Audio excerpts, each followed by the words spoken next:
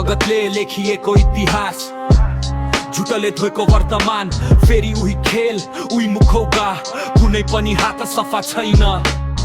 पुराना सिंहासन कुहेका हड्डी भ्रष्टाचारको दुर्गन्ध अझै ताजा छ सुशासनको नारा खोक्रो भाषण जनताको घाउमाथि नुन छर्किन्छ तिनै नाम तिनै खेल कुर्सीको लागि देश बेच्ने मेल सडकमा सपना संसदमा सौदा सत्य यहाँ सबैभन्दा सस्तो छ त्यसपछि आए नयाँ अनुहार क्रान्तिको नारा फेसबुकको प्रचार तर हात फेरिए मन फेरिएन लोभको रङ्ग झै उस्तै छ अन्धो झुण्ड सवाल बिना पछाउने भिड झुटलाई सत्य बनाइन्छ चिचाएर अन्धो झुण्ड भगवान बनाइएका चोर देश चलिरहँदा हामी ताली बजाइरहेछौँ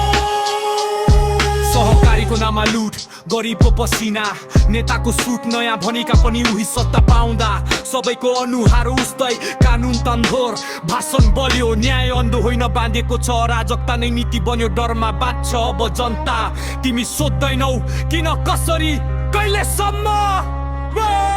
तिमी पूजा गर्छौ नेता होइन भ्रमलाई अन्धो झुण्ड सत्य बोल्नेहरू दिन्छन् प्रश्न गर्ने देशद्रोही चाट्नेहरूमा हामा अन्धो झुण्ड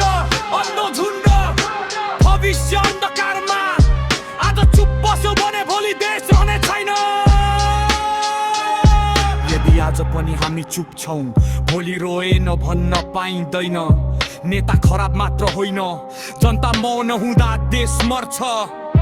अब देशको अवस्था कस्तो होला जब झुट नै धर्म बन्छ जब चोर नै रक्षक बन्छ जब प्रश्न अपराध बन्छ अन्धो झुण्ड यो गीत होइन चेतावनी हो